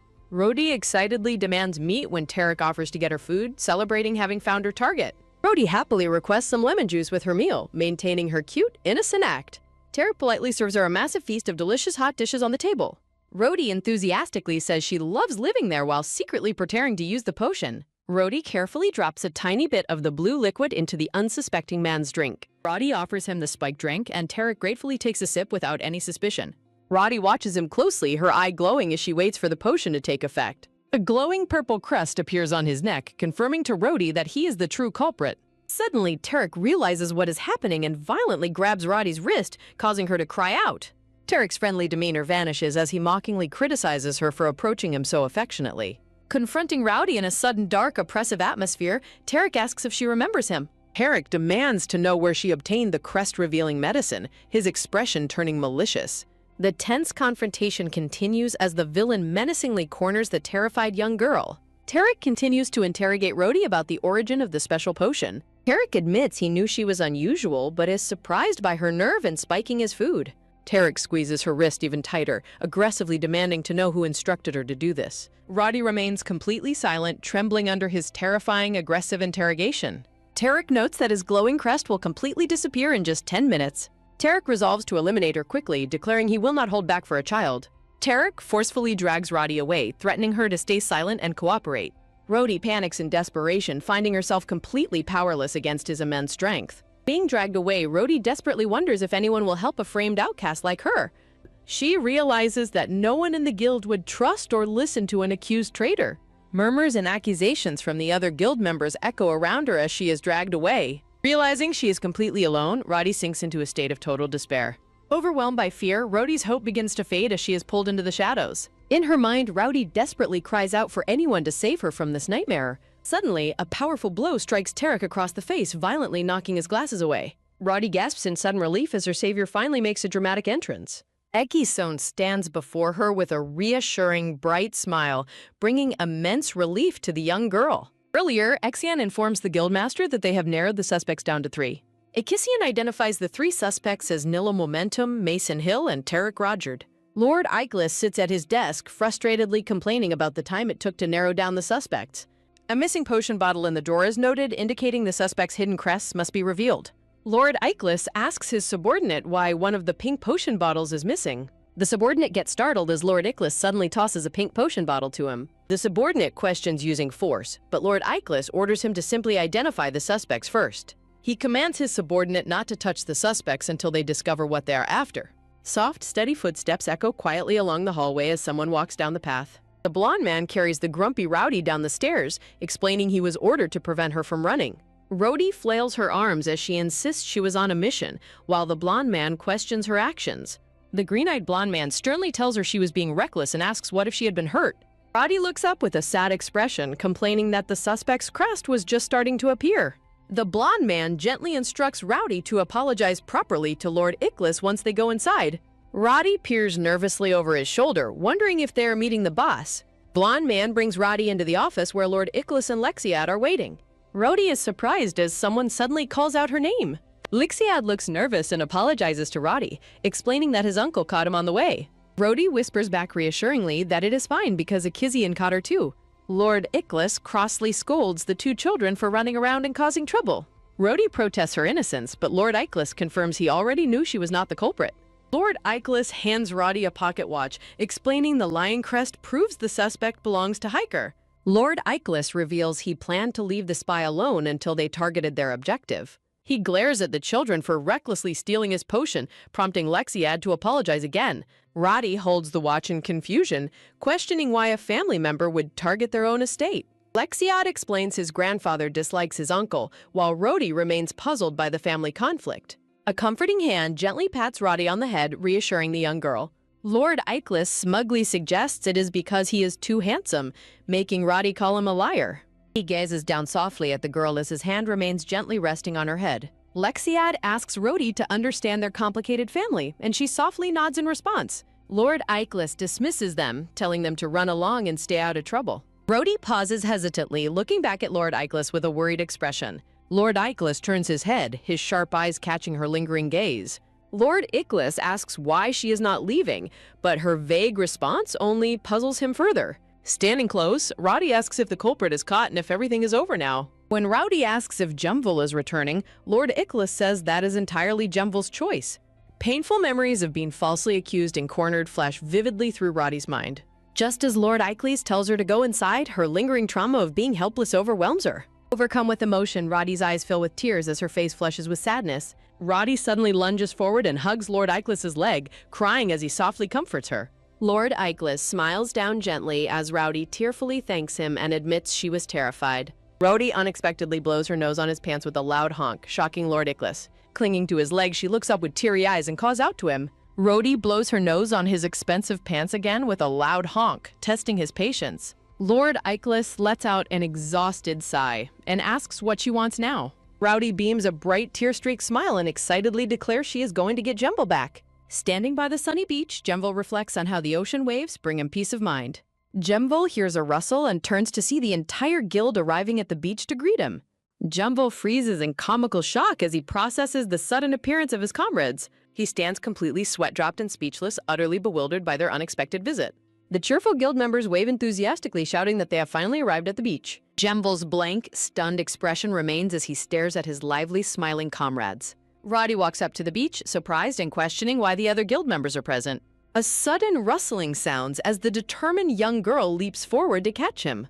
The dark-haired man catches her midair with a completely bewildered expression on his face. He demands to know why she is here, and she happily declares she came to fetch him. While Jumvel reacts in shock, the others tease him about not hurting the newcomer. They playfully mock his behavior while greeting him with cheerful waves on the beach. The orange-haired man brightly announces that they are also on a beach trip just like him. The blonde men tease him about his rural vacation while pointing out a pretty lady nearby. The silver-haired man delivers a serious message from Ickles, apologizing for interrupting his vacation. Rowdy looks up at him with remorse, tearfully apologizing and taking full responsibility. She happily raises her arm to celebrate their reunion as he continues to hold her.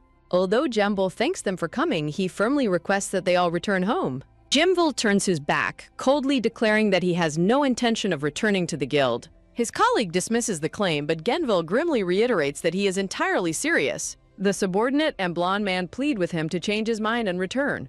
Yellow-haired man dramatically clings to his colleague, declaring their agreement to be destiny. A sharp tap echoes on the sand as Jumvel turns away, walking off into the distance. He turns back slightly with a stern gaze, reiterating that he is not messing around. His final warning echoes against the blue sky, stating his mind will not be changed. Jumvel continues walking away, leaving the silent guild members staring after him in deep concern. Her foot taps against the ground as she prepares to chase after the retreating man. The young girl looks ahead with a deeply determined and focused expression on her face. A sharp whoosh sounds as Rhodey suddenly dashes away, catching her comrades completely off guard. She sprints determinedly down the beach path, ignoring her colleagues as she pursues her target. Steady, heavy footsteps crunch against the sandy ground as Jemvil continues his solitary walk. Soft, quick, pattering steps echo closely behind him as Rowdy stubbornly follows his path. Jemvil walks past a large tree while the young girl clumsily attempts to hide behind it. A soft rustle sounds as Roddy peers from behind the trunk with an annoyed, determined pout. Jemvil warns her that she will get lost and tells her to stop following him. Rhodey giggles mischievously while Jemvil glares down at her with a deeply exasperated expression. Roddy firmly clutches his shirt, insisting on going with him despite him calling her stubborn. The young girl gasps in sudden realization, her wide eyes reflecting shock at what she remembered. She remembers a conversation about preparing for the return of his long-lost younger sibling. Jemvil looks down in silent contemplation as memories of his past begin to resurface. Flowing magical starlight drifts across the night sky, carrying the words of a cherished prowess. In his flashback, the young boy holds his sister's hand under the cold, pouring rain. He comforts her by promising they will build a happy new life together in Yulia. The young girl tears up in anxiety as she listens to her brother's reassuring words. Jemvil recalls making that desperate promise just to ease his younger sister's overwhelming fear. Glowing white flowers bloom softly, representing the enduring hope of their childhood bond. Roddy grabs his sleeve, insisting his sister is still alive and will surely find him. She reassures him that his sister will be incredibly proud of his many supportive friends. She urges him not to give up and to return to the guild to find her. The memory of his sister smiling through her tears flashes vividly before his eyes.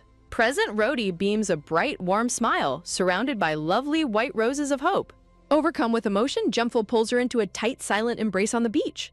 A poignant question floats across the soft blue background, reflecting his deepest inner dots. A gentle patting sounds as Jemvil kneels on the sand, holding the young girl close. Jemvil lifts her up into the air, catching Roddy completely by surprise with his actions.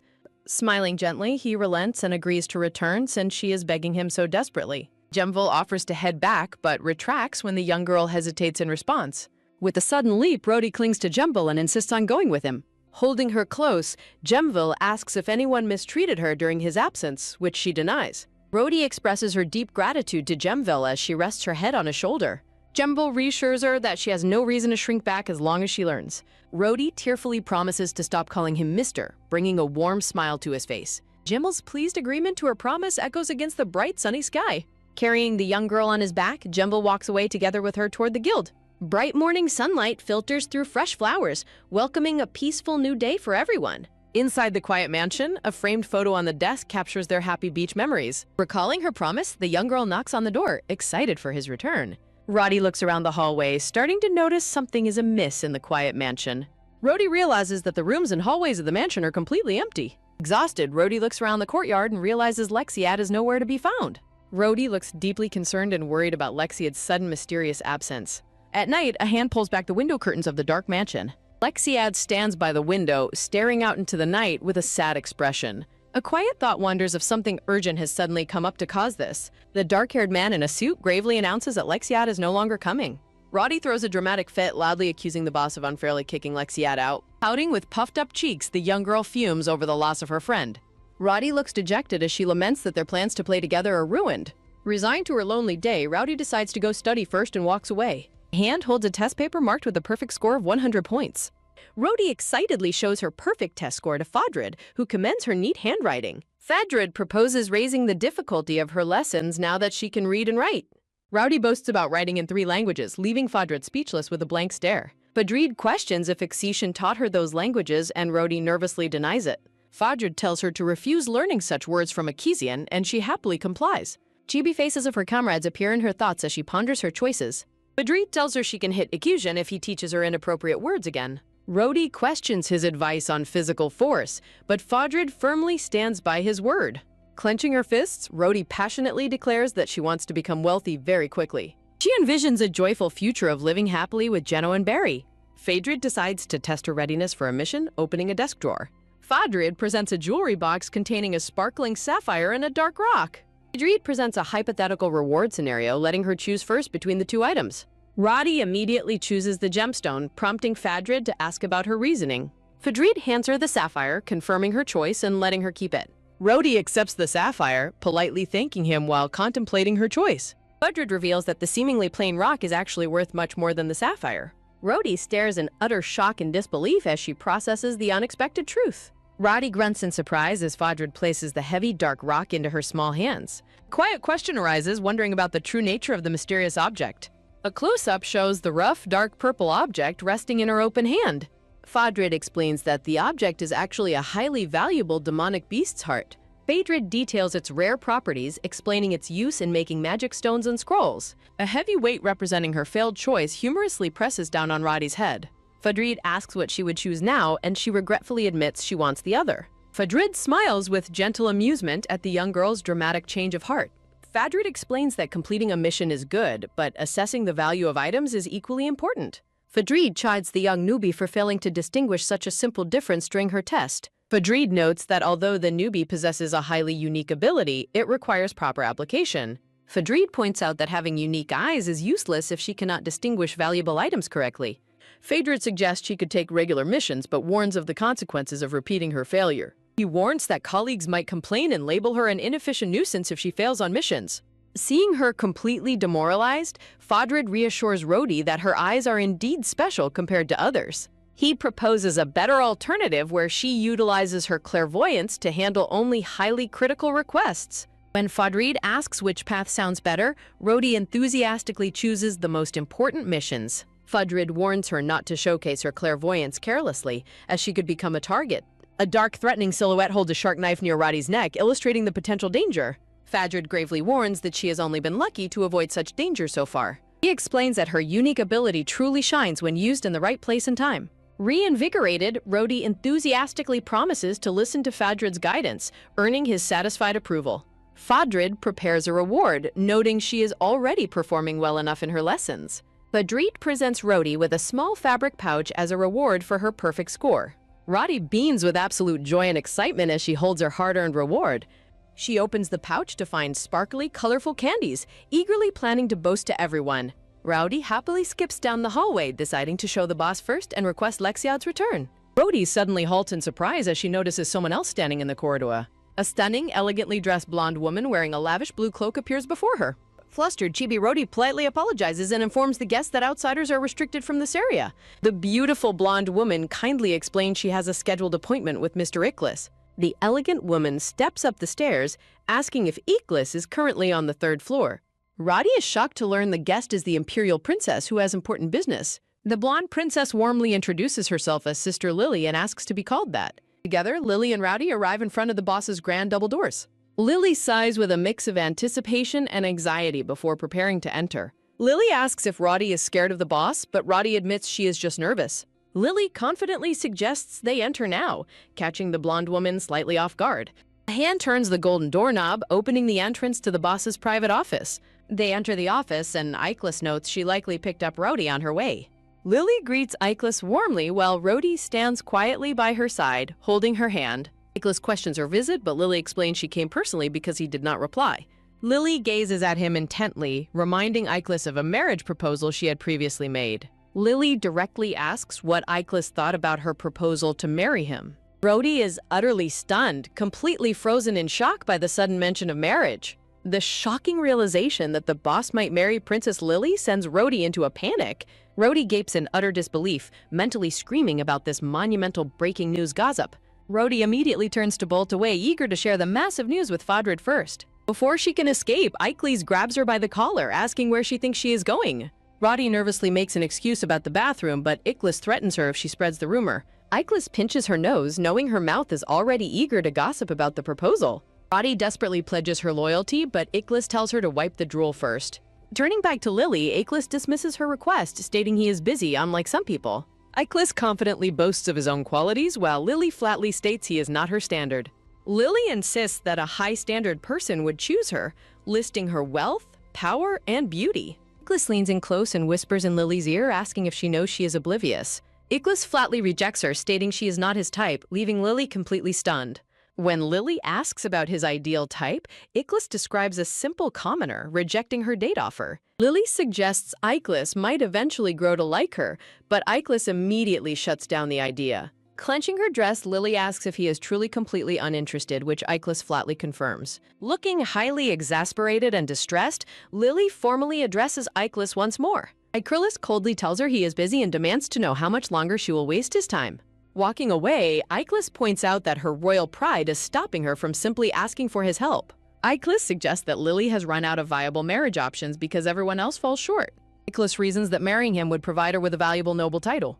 Iclis coldly notes that using his illegitimate status would also help smear her detested father's reputation. Listening nearby, Rhodey is utterly stunned to discover that the boss is actually an illegitimate son. Rhodey recalls that Lexiad is Duke Huckerman's grandson, while Iclis is Lexiad's uncle. A quiet revelation explains that the Duke does not particularly care for Iclis. Rhodey stands completely frozen in place as she processes this shocking family dynamic. Roddy wonders if the previous attack on the boss was motivated by his illegitimate background. Lily tries to explain her intentions, but Iclis dismisses her and demands she leave immediately.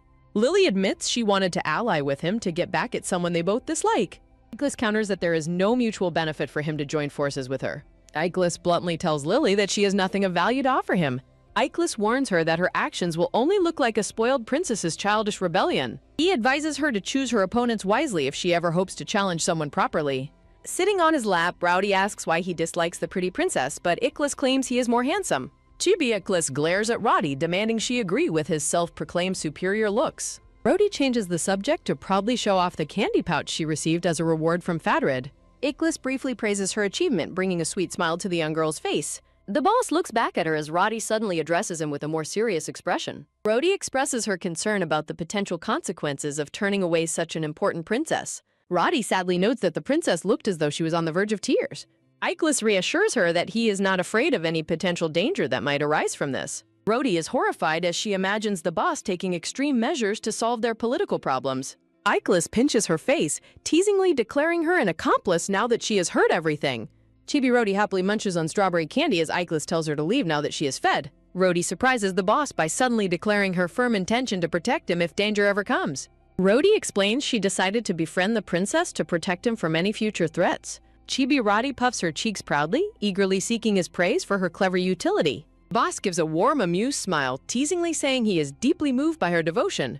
The scene shifts as the crestfallen princess slowly walks down the grand mansion stairs alone. Lily recalls how her father planned to crown her foolish brother and use her for political marriage. She wanted to choose a husband she knew who could help ruin her detestable father's plans. She remembers seeing Iclis at a formal gathering and thinking he was the perfect candidate. She recalls previously confronting him about his rude behavior, though she ended up apologizing. In her memories, a younger Iclis coldly noted her self-awareness regarding her awful attitude. Lily laments that she completely misjudged his character, remembering him as much more of a gentleman. She admits to herself that trying to keep her royal pride while begging for help was a mistake. Returning to the present, Lily sadly wonders how he could treat her so coldly. Lily's attention is drawn to a familiar long-haired blonde man standing in the corridor. The elegant blonde man bows politely, warmly greeting her after their long time apart. Lily notices his formal way of addressing her has changed, acknowledging she is no longer a child. High angle shows the two conversing in the hallway, expressing mutual happiness over the reunion. The blonde man gently holds her hand, asking her to keep him updated on her well-being. Meanwhile, Roddy happily skips down the stairs while enjoying her delicious strawberry candy. Roddy suddenly stops in her tracks as she spots something unexpected in the hallway ahead. Roddy stops on the stairs as she suddenly remembers she forgot to ask the boss about Lexiad. Roddy considers the possibility of Lexiad inheriting the title, realizing it might actually be a favorable position for him. As her boot takes another step down, she ponders the weight of successors and noble titles. She recalls seeing Iclis and Lexiad together, noting that they didn't seem to be on bad terms. However, she sweat drops as she quickly reevaluates, imagining sparks flying between them. A sudden exclamation catches her off guard, and she peers down the stairs to see Princess Lily calling Jean her family. Lily sighs with a bittersweet expression, apologizing for making things awkward and preparing to leave. Jean bows respectfully to the princess as she prepares to depart, while Rhodey watches from the stairs in complete shock. Rhodey clutches her chest in utter panic, realizing she has accidentally stumbled upon yet another massive secret. She mentally processes the shocking revelation that Jean and the princess are actual siblings. Roddy flinches in surprise when Jean's voice suddenly sounds behind her, calling out her name. She looks up nervously, caught red-handed, lingering near the staircase. Jean gazes down at her with a calm, unreadable expression. Jean asks if she has been out here the entire time, and Rowdy nervously admits she just came from the boss's office. Jean quietly acknowledges her response, looking thoughtful. Jean explains that he was looking for her to lead her afternoon training session. Roddy perks up and explains she was carrying files to Padrid on the boss's orders. A gentle hand takes the paper folder from Rowdy as Jean offers to walk together. Jean offers a warm, reassuring smile as he kindly carries the heavy documents for her. Steady click-clack of footsteps echoes through the corridor as Jean addresses her. Holding her hand, Jean gently asks if she overheard his conversation with Princess Lily. Rowdy looks down guiltily, confessing that she actually heard the entire thing. Jean smiles softly, expressing his gratitude for her honesty. Holding up a finger to his lips, Jean politely requests that she keep their connection a secret. Roddy is surprised to learn that even the boss is kept in the dark about their sibling relationship. Standing before a grand illustration of the palace, Jean promises to explain the full story to her later if she keeps quiet. Roddy beams brightly, enthusiastically promising to keep her lips sealed. Jean chuckles warmly as Rowdy proudly declares that no amount of gold or snacks could make her talk. A soft creaking sound fills the air as Jean opens the door, quietly stating they are no longer siblings. Jean invites her inside, leaving Roddy to ponder his cryptic past-tense description of their bond. Chibi Roddy is completely baffled, wondering how blood relatives can simply stop being family. Ixivian greets her warmly as they enter the administrative office. Padrid welcomes Jean back and notices he brought Rowdy along with him. Padrid thanks them for the delivery, instructing Jean to meet the boss on the 3rd floor later. Padrid inquires about Jean's availability for a special request tomorrow. Padrid presents the files, explaining that a premium-paying client has requested a guild executive. Rhodey's eyes sparkle with excitement as she realizes the client must be incredibly wealthy. Keisian explains that high-profile clients pay massive fees to secure top-tier guild protection. The group shares a lighthearted laugh as Jean reviews the simple nature of the mission. Jean notes the task is a basic courier run and agrees to handle it. Jean accepts the assignment, planning to return by tomorrow morning. Ixivian suddenly gasps in realization, drawing everyone's attention. Ixivian explains he has his own assignment tomorrow and was hoping Jean could watch over Roddy. Akisian's eyes sparkle as a mischievous plan forms in his mind. Ixivian enthusiastically suggests that Roddy tag along with Jean on the mission, thrilling the young girl. Jean has no objections but cautiously warns that Roddy must not be exposed to any danger. Padrid reassures them that the client is fully vetted and completely safe. Dreed explains the mission is backed by the Magic Tower's management, ensuring zero legal or physical risk. Padrid promises to organize backup as Roddy cheers in pure delight over her very first official mission. Ixivian dramatically laments missing her big day, but warmly pats her head, reminding her to stay safe. Roddy beams with a bright smile as she warmly thanks Ixivian for his encouragement. Padrid sighs wearily at his desk over the endless paperwork just as hurried footsteps approach. The sudden noise ruins his writing, prompting an irritated Padrid to yell at the intruder. Padrid looks up in surprise, questioning why Ixivian has returned instead of being on deployment.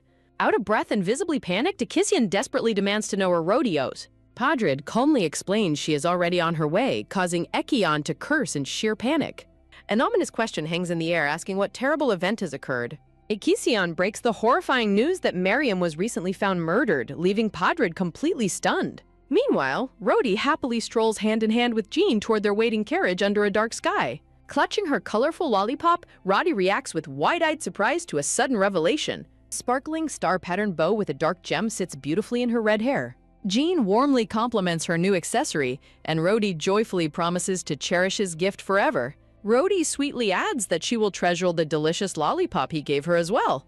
Jean suddenly offers a sincere apology, catching Roddy completely off guard as she questions him. He apologizes for keeping his royal sibling connection a secret from her during their previous conversation. Jean explains the complicated truth, revealing that he and Princess Lily actually share the same father. Roddy curiously inquires if Jean also used to live within the walls of the Imperial Palace. Jean recalls living in the Grand Palace until age 10, constantly subjected to cruel classist abuse. He remembers being bitterly scolded by a cold noblewoman who demanded he stay out of her sight.